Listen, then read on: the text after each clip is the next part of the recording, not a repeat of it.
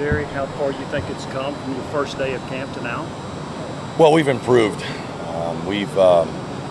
We're starting to figure out our style of play. I think that the last couple of practices we've been able to develop some ball disruptions and a lot better energy as a collective group. A little bit more in sync of understanding what to do, and they're improving. How close is that battle with Mosley and Williams at the cornerback? Pretty good. It's a pretty good battle. We won't make a decision until later on game week, but there's a lot of competition going on at all the positions, to be honest with you. So,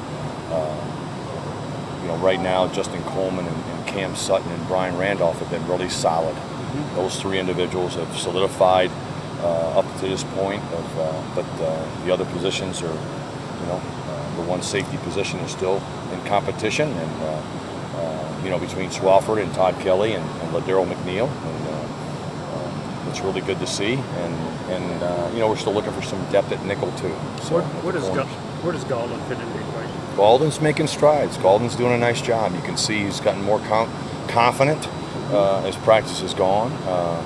He feels more comfortable in what we're doing. He made a couple of really nice plays today, which is really nice to see. But he's someone that obviously brings the physicality that you'd like to see at the corner position. And he's improving each and every day. And how's McDowell in progressing? He's pretty good. Pretty good. You can tell the same thing for him. Those guys are highly competitive players. They're dialed in. They're focused. Again, they're not where they need to be, and which we understand that. We just want some production out of them in the special teams, and maybe here the next couple of weeks they could become contributors on defense. Willie, it seems like a couple of positions back there are still a little bit unsettled. Guys still kind of competing for them. I know you want to play some guys, and you always want to promote competition. But you kind of wish that maybe you had some guys that had set themselves apart as starters at this point? I just mentioned it. I feel that Cam and Justin Coleman and Brian Randolph have solidified it. Those three guys have been very consistent, productivity-wise. More consistent, I guess, to say. And the other position is at the safety position is being battled between Swafford and Todd Kelly Jr. and Ladero McNeil. So that's really good, healthy competition. And Evan Berry had a really good day today. That was really good to see, and along with Cortez McDowell. So.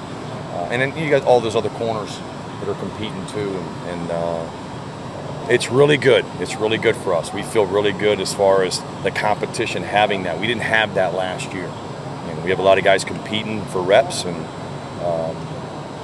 at all the positions. What about Michael Williams? Why has he been a guy that you guys have? You liked him last year. Again, Mike's a guy that comes to work every day, kind of a lunch pail kind of guy.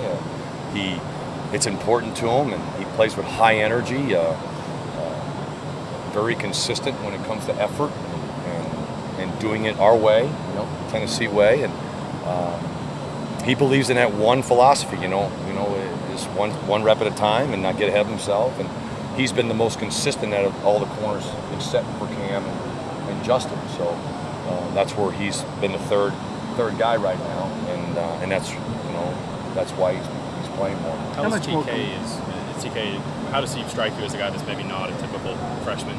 Well, there's a lot of Cam did it last year. I mean, it's important to him. He's a smart player. He's athletic, and he's very consistent in the classroom. And then when he comes out to the field, he's pretty much knows what to do. Now, he doesn't do it in the speed that we want him to, which is understandable, and he's working on that. He's still trying to process things and gaining that confidence of I really do know this, and then let himself go. But again, today he made a couple of really good plays, and you could see his confidence building. So the consistency part is nice to see from a freshman. How much more complex can you be in the secondary this year as opposed to last year? Well, I think that you can't be predictable on defense. You can't be too complicated. But these offenses are so good and they go so fast that you have to be able to have some kind of change-ups. And so we've been focusing on those things, and And for the most part, again, the great thing going against our offense, they're so multiple, they're so fast that it gives us game-ready reps. We're ready for any kind of fast-tempo teams. That's the great thing, and for the young players to see that is really good because they haven't been used to that kind of speed. Excuse me. Do you feel better about the secondary now than you did when camp started? Has there been enough improvement in different areas to make you feel a little more? Yeah, I just answered the question. I feel a lot better.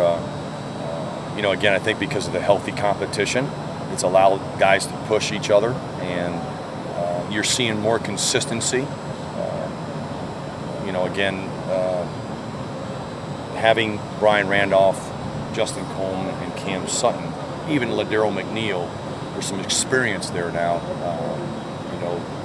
That it's a lot more player coaching. It's more player driven. That's what's neat about it.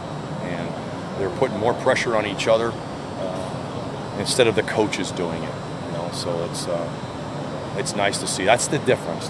You got guys now that are pushing each other, and it's okay that I'm competing against you, but I want to beat you out because I want to beat you out because you're doing your best. That's kind of the mentality now.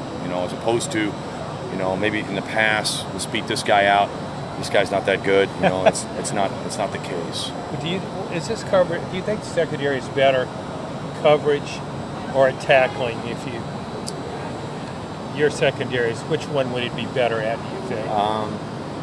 Well, again, we'd like to be a lot better tackling group.